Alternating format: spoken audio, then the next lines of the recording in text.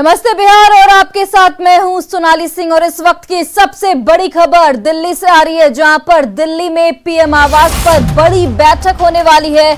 बिहार के बीजेपी सांसदों के साथ मीटिंग करेंगे पीएम मोदी। सुबह 8:30 बजे का वक्त दिया गया है जब ये मीटिंग रखी गई है। नाश्ते पर पीएम मोदी तमाम चर्चाएं करेंगे।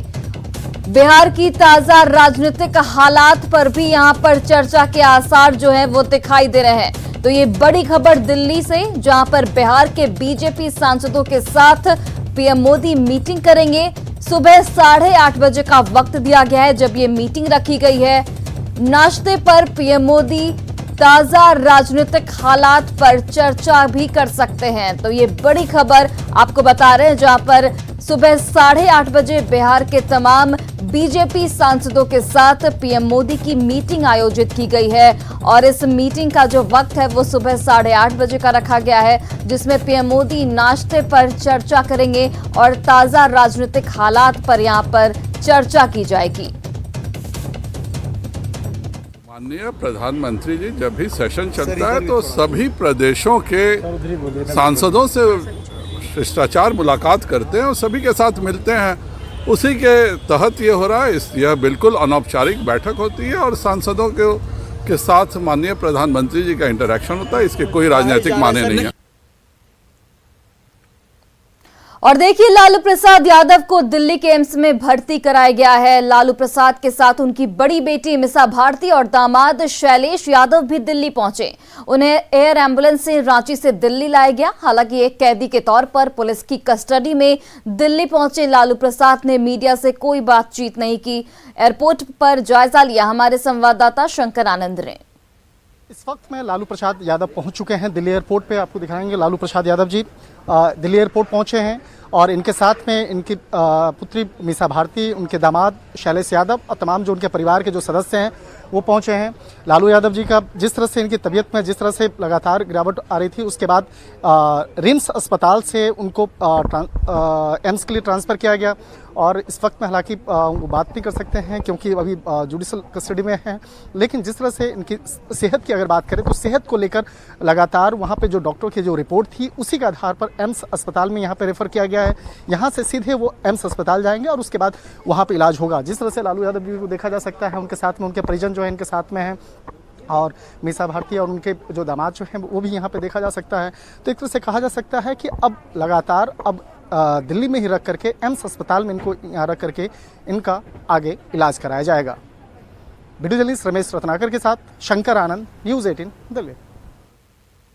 और वहीं पटना स्थित पाटलिपुत्र स्टेशन के समीप स्थित लालू नगर में आग लगने की वजह से कई घर जलकर राख हो गए। आग की वजह घटनास्थल पर अफरा तफरी मच गई। मौके पर पहुंची दमकल की गाड़ियों ने हालांकि आग पर काबू पा लिया है।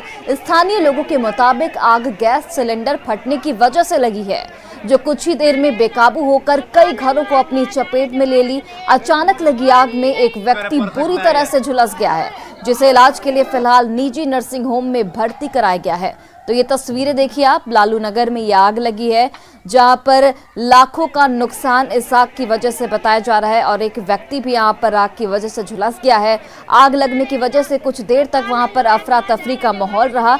हालांकि दमकल की गाड़ियों ने समय रहते आग पर काबू पा लिया, लेकिन तब तक जो आग थी वो कई घरों को अपने चपेट में ले चुकी थी। ये जाहिर किया जा रहा है कि गैस सिलेंडर के फटने की वजह से आग लगी है। बिहार में होली के मौके पर कथित जहरीली शराब पीने से 30 से ज्यादा लोगों की जान चली गई। मृतक के परिजन शराब की बात कहते रहे, लेकिन पुलिस बीमारी को बड़ी वजह बताती रही। मरने वालों में पुलिस का एक सिपाही चंदन कुमार भी शामिल हो गया, लेकिन मरने से पहले न्यूज़ 18 के कैमरे पर सिपाही ने वो स्याह सच बयां किया जिसने पुलिस के तमाम दावों को झूठा साबित कर दिया।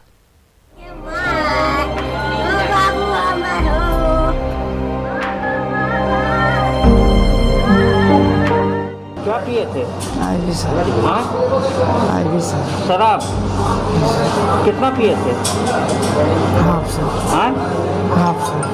शराब पीने की बात कबूल करने वाला चंदन अब इस दुनिया में नहीं है, लेकिन मौत से पहले न्यूज़ 18 के कैमरे पर सच बोलकर सिपाही चंदन ने पुलिसिया दावे के चिथड़े उड़ा दिए। एक बार फिर सुनिए मौत से पहले सिपाही चंदन का ये बयान। क्या पिए थे? आज भी सर। हाँ? आज भी सर। शराब कितना पिए थे? Half sir. हाँ?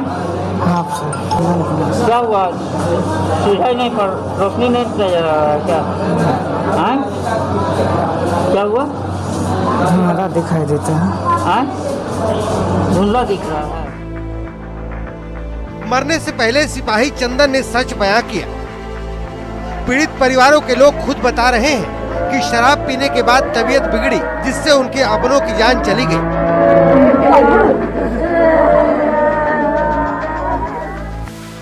लेकिन पुलिस प्रशासन बीमारी की बात से टस से मस होने को तैयार नहीं है। सुनिए सोमवार को एडीजी जितेंद्र सिंह गंगवार ने क्या कहा था। उन सभी का सत्यापन कराया गया। जांच के क्रम में सभी मृतक के परिजनों का बारी बारी से बयान लिया गया। परिजनों द्वारा बीमारी से मौत होने की बात बताई जा रही है। सभी शवों की अंत्येष्टि हो गई है। किसी भी शव का पोस्टमार्टम परिजनों द्वारा नहीं कराया गया, चूँकि वो मान रहे थे कि बीमारी से हुई है। अतः इनको हम लोग अभी जहरीली शराब या इस तरह की संदेहास्पद मृत्यु से पुष्टि या इस कैटेगरी में नहीं रख सकते हैं। फिर भी इस जिले में भी जो भी होली के अवसर पर, त्योहारों के अवसर पर पुलिस की कार्रवाई होती है, उसको हम लोग कर रहे हैं। मतलब साफ है कि 30 से ज्यादा मौत की असल जड़ तक जाने और कातिलों तक पहुंचने की बजाय बिहार पुलिस तकनीकी वजहें गिनाकर अपनी नाकामी छिपाना चाहती है।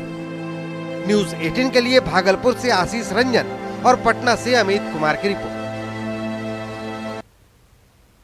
औरंगाबाद में अश्लील गाना बजाने को लेकर विवाद हुआ, जिसके बाद तोड़फोड़ की गई और आगजनी की गई। इसके बाद बारूण थाने पहुंचे ग्रामीणों ने जोरदार हंगामा किया और पुलिस की कार्यशैली पर सवाल भी उठाया। ग्रामीणों का कहना है कि पुलिस की मिली भगत से दबंगों ने इस घटना को अंजाम दिया है। हालांकि प्रशासन ने इससे साफ तौर पर इनकार किया है।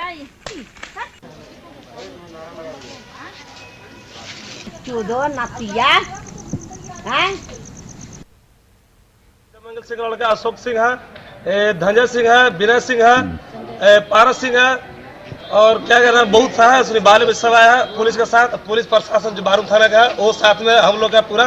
जय मंगल सिंह रात में आकर आवेदन दिए, जिन पर 24 लोगों पर प्राथमिकी दर्ज की गई है, जिसमें मुख्य रूप से मनीष पासवान और चंदन पासवान, यही दो जो लड़के थे वो काफ़ी उदंडता से पेश आए थे और यही दोनों के मोटिवेशन पर, ललकारने पर सभी गांव वाले उनके साथ और उनके परिवार के साथ बातचीत की। और अब बात बिहार दिवस की।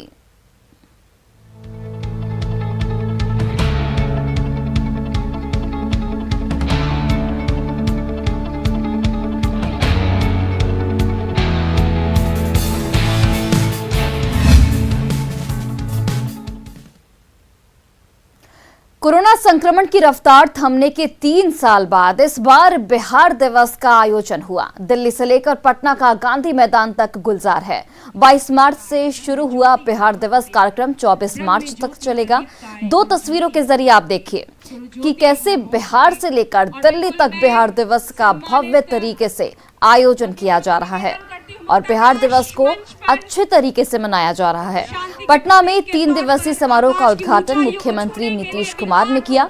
पटना में शिक्षा विभाग की ओर से पूरे कार्यक्रम का आयोजन किया गया है, जबकि उद्योग विभाग की ओर से दिल्ली में कार्यक्रम का आयोजन किया गया। मंच में बलून उड़ाकर एक आगाज,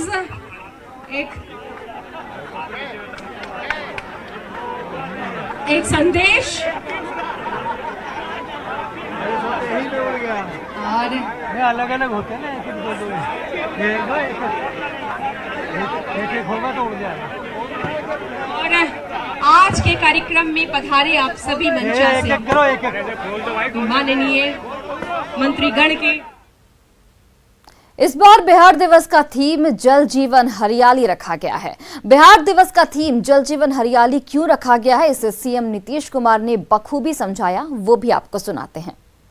जो जलवायु परिवर्तन हो रहा और इसके लिए हम लोग रक्षा के लिए जो काम करेंगे, तो उसका नामकरण हम लोगों ने किया जल गैस जीवन गैस हरियाली, और कहा कि अगर जल है सुरक्षित और हरियाली सुरक्षित है तभी जीवन सुरक्षित रहेगा। अगर जल असुरक्षित होगा, हरियाली असुरक्षित होगा तो जीवन नहीं बचेगा, चाहे वो किसी का भी सवाल हो। तो इसीलिए पशु पक्षी हो, जीव जंतु हो, इंसान हो, हर किसी के जीवन की सुरक्षा के लिए ये बहुत आवश्यक है।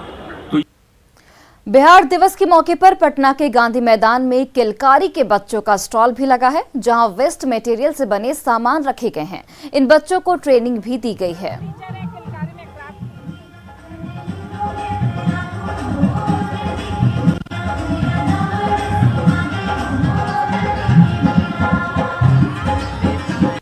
बिहार दिवस के मौके पर पटना के गांधी मैदान में किलकारी से जुड़े बच्चों का जो स्टॉल है वो आकर्षण का केंद्र बना हुआ है।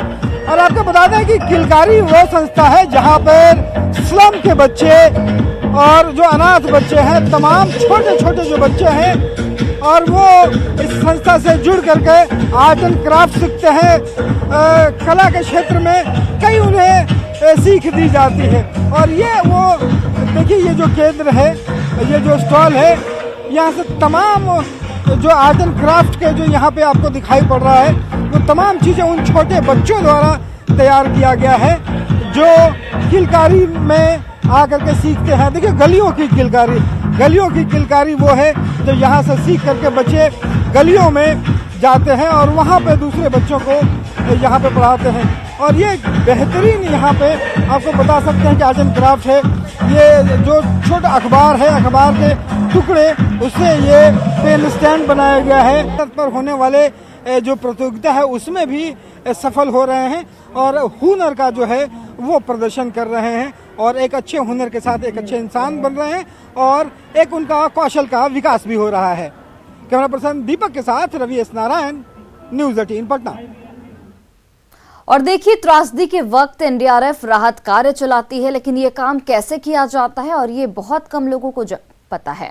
पटना के गांधी मैदान में एनडीआरएफ का स्टॉल लगा है, जहां लोगों को ये बताया जा रहा है कि किस तरीके से ये काम किया जाता है। आप भी देखिए। आपदा में अगर सबसे बड़ी मददगार कोई टीम होती है तो वो होती है एनडीआरएफ की टीम। और यहाँ पे देख सकते हैं कि एनडीआरएफ के जो टीम है उनके तरफ से 9वीं एनडीआरएफ बटालियन के तरफ से यहाँ पे बिहार दिवस जो मनाया जा रहा है, यहाँ पे एक कैंप लगाया गया है और यहाँ लोगों को पूरे तौर पे बताया जा रहा है कि एनडीआरएफ किस तरह से काम करता है, कैसा वर्क स्टाइल होता है और कैसे आपदा में लोगों के लिए मददगार साबित होता है। चाहे हम बात करें चक्रवाती तूफान की या फिर जो त्रासदी आई थी वहाँ, उसमें भी तो एनडीआरएफ ने किस तरह से यहाँ पे काम किया, तो इसको लेकर के यहाँ पूरी तस्वीर बताई जा रही है। प्रशिक्षण के तहत जो है वो दिखाया जा रहा है कि देखिए यहाँ पे हम लोगों ने किस तरह से राहत पहुँचाया लोगों को।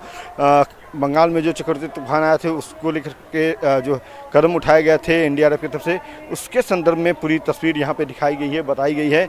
और लोगों को कहीं न कहीं एक जागरूक करने का प्रयास भी है कि आप कैसे अवेयर हो सकते हैं। तो देखिए यहाँ पे किस तरह से बताया जा रहा है कि अगर बाढ़ में फंसते हैं तो कैसे गैलन का आप जो है उपयोग कर सकते हैं अपने बचाने के लिए, बोतल का इस्तेमाल कर सकते हैं, नारियल का इस्तेमाल कर सकते हैं।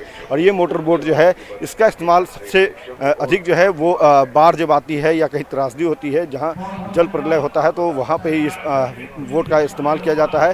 ये सिर्फ प्रशिक्षण के तौर पर ही नहीं, मतलब यहाँ दिखाने के तौर पर ही नहीं है, बल्कि इसका इस्तेमाल ये आपदा के दौरान करते हैं और इसी का इस्तेमाल, इन तकनीकों का इस्तेमाल करके लोगों को राहत देते हैं।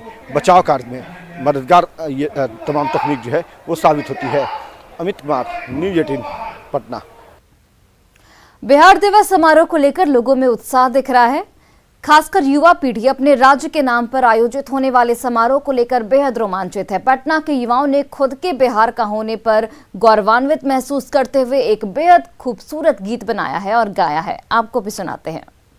बहुत मज़ा आ रहा है सर, और मैं क्या बताऊं कि 2 साल से कोरोना ने जिस तरीके से हर चीज़ को धीमा कर दिया था, अब लग रहा है कि बिहार फिर से दुगनी रफ्तार के साथ सब कुछ है। और बिहार दिवस मतलब पूरा बिहार को एक जगह गांधी मैदान के ऐतिहासिक धरोहर कह सकते हैं उसमें ला के रख दिया है। आप जिधर जाओ उधर स्टॉल बना हुआ है, जिधर जाओ उधर लग रहा है कि पूरा गांव जो है ना, पूरा जिला जो है उठ के आया हुआ है। और गजब मतलब बिहार दिवस तो क्या कहने, बिल्कुल दिल को छू रहा है। और हम गर्व करते हैं कि हम बिहारी हैं। और क्यों नहीं, दिल को क्यों नहीं छुएगा जब आप एक प्रदेश के जब एक नागरिक होते हैं। आप बिहार दिवस आज हमारे बिहार का दिवस है, तो हम गौरवान्वित नहीं होंगे तो कौन होगा। तो हमें, मेरा नाम सागर इंडिया है। और सर एक चीज़ और मैं कहना चाहता हूँ कि मैं एक्टर हूँ, फिल्म अभिनेता, और सबों से अपील करता हूँ कि आप बाहर मत जाओ, लंबे और बड़े पैकेज के चक्कर में मत पड़ो। बिहार बहुत खूबसूरत धरती, आप यहीं सब कुछ लगाओ ना। लॉकडाउन को याद करो ना, कौन आपके अपने थे। तो जो भी हो, छोटा पैकेज मिले, कुछ भी हो, बिहार में अपने आप को स्थापित करो। तो कल हमारा प्रस्तुति होना है कृष्ण मेमोरियल हॉल में। और मैंने बहुत अच्छा सब्जेक्ट उठाया है सर, कि जब हम बिहार से बाहर जाते हैं ना दूसरे प्रदेशों में, तो हमें डिमोटिवेट किया जाता है, बिहरिया कहा जाता है। एक वर्ड जो है जो दिल को अंदर तक तोड़ देता है। और बिहरिया कोई लजाने का और लज्जित होने का विषय नहीं है, गर्व करने का विषय है। तो उस पर हमारी लाइन है, कुछ मैं आपको गुनगुना के सुनाना चाहता हूँ कि हमरा काहे कोई लजैतै बिहरिया कह के ना, बिहरिया कह के ना हो, बिहरिया कह के ना हो, बिहरिया कह के ना, कि हमरा काहे कोई लजैतै बिहरिया कह के ना। बोध गया है बुद्ध के भूमि, बुद्धम शरणम गच्छामि, राजगीर के गरम है झरना हो, राजगीर के गरम है झरना, शांति के सुपनामी, कि हमरा काहे कोई लजैतै बिहरिया कह के ना, कि हमरा काहे कोई लजैतै बिहरिया कह के ना। का बाबू कि अमन के हम रखवाला ही हो, अमन के हम रखवाला ही, पूजनिया बन के ना हो, बिहरिया कह के ना, कि हमरा काहे कोई लजैतै बिहरिया कह के ना। कल ये परफॉर्म करने वाले हैं। बिल्कुल। और मैसेज होगा उस पर? मैसेज होगा कि आप बिहार में अपने आप को स्थापित करें, छोटा ही सही जो भी हो एस्टैब्लिश करें। क्यों जाएंगे बाहर, माँ पिता के साथ रहेंगे यार, मम्मी बहुरिया का मुंह देखेगी, आप बाहर चले जाते हो। नहीं, बिहार में अपने आप को एस्टैब्लिश कीजिए। बहुत काम करने को, आप बेचना जानते तो घास भी बेच देंगे, और करना चाहते तो कुछ भी कर लेंगे। तो बिहार, मेरा नाम सागर इंडिया हुआ। सागर इंडिया। और किस तरीके से बिहार पे इन्होंने अपने गीत को बिल्कुल स्थानीय भाषा में, मगही में इन्होंने गाया है, और कल परफॉर्मेंस भी देने वाले हैं इसके में। और एक अच्छा और पॉजिटिव मैसेज देने की कोशिश है इन युवाओं की, जो कल बिहार दिवस के मौके पर दूसरे दिन श्री कृष्ण मेमोरियल हॉल में सांस्कृतिक कार्यक्रम जो होगा उसमें शिरकत करेंगे। कैमरा पर्सन अजय दुबे के साथ संजय कुमार, न्यूज़ 18 पटना। और फिलहाल इस बुलेटिन में बस इतना ही। आप देखते रहिए न्यूज़ 18 बिहार झारखंड।